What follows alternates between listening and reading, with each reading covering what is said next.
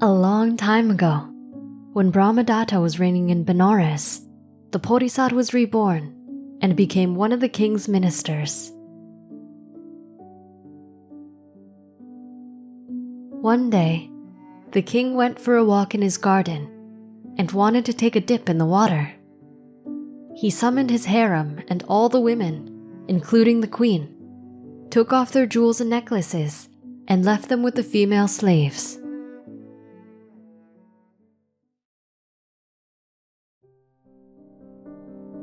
While hiding behind some branches in a tree, a female monkey watched as the queen was taking off her jewels and ornaments. This monkey wanted to wear the queen's pearl necklace and waited for the slave to nod off. And when she did, the female monkey stole it. The monkey, in fear that other monkeys would steal it from her, hid the pearls in a hole in the tree and sat guarding them as if nothing had happened. When the slave woke up, she realized the pearls were gone. Not knowing what to do, she decided to yell out, "Help! A man has stolen the queen's pearl necklace!" The guards ran in from every side and set out to search for the supposed thief.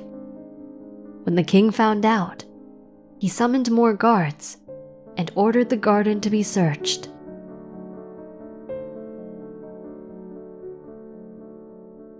Hearing all the noise and commotion, a superstitious peasant became scared and started running. The guards captured him and thought he was the thief.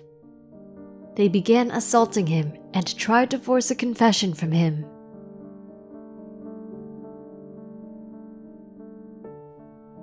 The peasant thought, "If I deny it, they will beat me to death. I have no choice but to admit it, even if I didn't do it." The peasant then confessed to the theft and was brought to the king. The king asked, "Did you take the jewels?" "Yes, your majesty." "Where are they now?" "Sir, I'm a poor peasant. I've never owned anything in my life. It was the treasurer who made me take it, and I gave it to him. He knows all about it." The king then ordered the treasurer to be questioned, and after being beaten, the treasurer said, "Yes, sir, I ordered the peasant to steal it.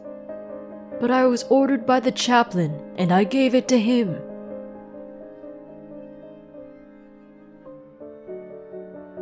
The chaplain was interrogated the same way and thought, "Well, it doesn't seem like they will believe me if I say I was not involved." He then accused the chief musician. The chief musician was interrogated in the same way and thought, "Well, it doesn't seem like they will believe me if I say I was not involved." He then accused an attractive court courtesan. The courtesan was then interrogated and denied any knowledge or involvement. It was getting late and the sun had set.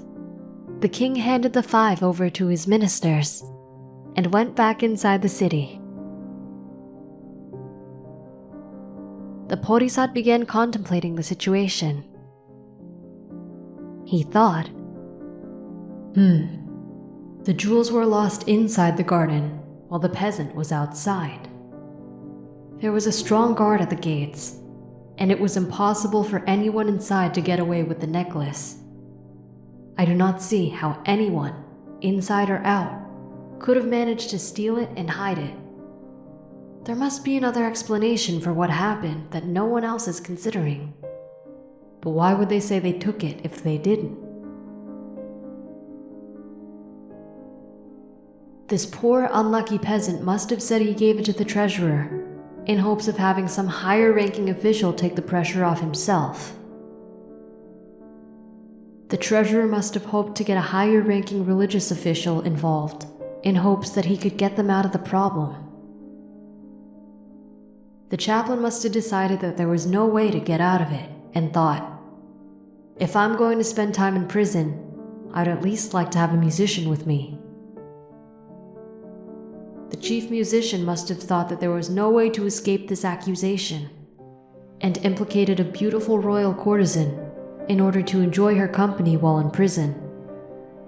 There is a very high chance that none of the 5 were involved in the theft. After contemplating the situation, the minister realized there was another group of suspects that had not been considered: the monkeys.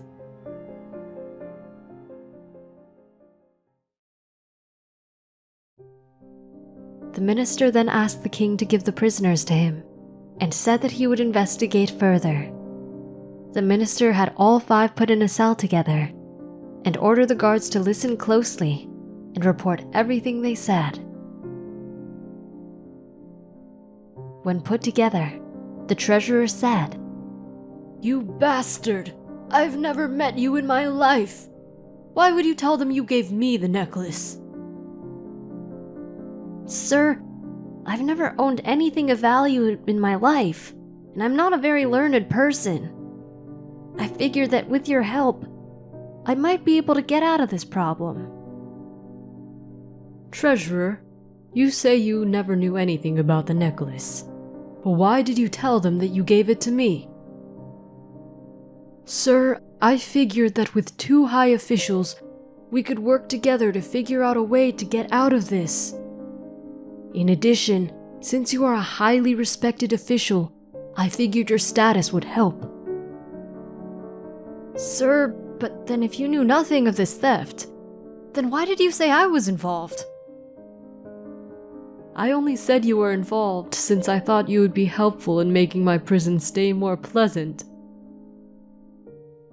You wretched musician. You know you have never known me or visited me, nor I you. Why did you say you gave me the necklace? My dear, I figured I would be in prison with 3 men. I just thought having an attractive woman with us would be good company.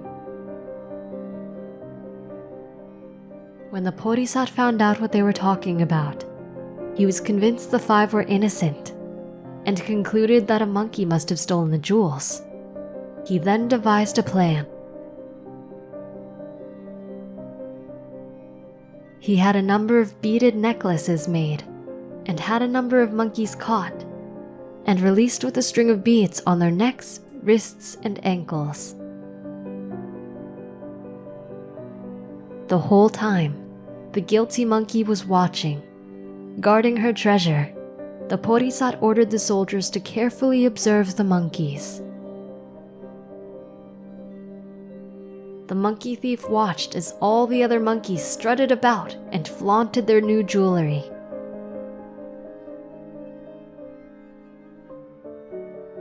The monkey thief felt jealous, and it made her forget her caution. She put on the queen's pearls and started strutting about. The soldiers saw her, captured her, and retrieved the queen's necklace.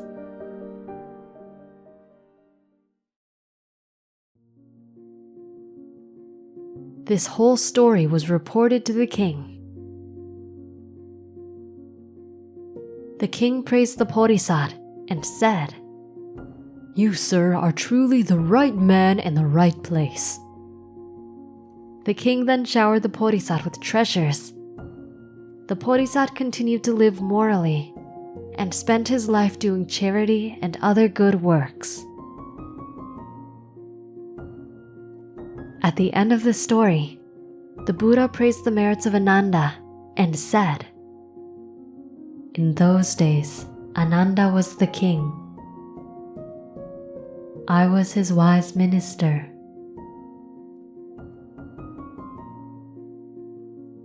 What did you learn from this story? Let us know in the comments. We hope you enjoyed the video. Click like if you did, and click subscribe if you want to see our uploads. and consider making a donation to support our Buddhist animation project.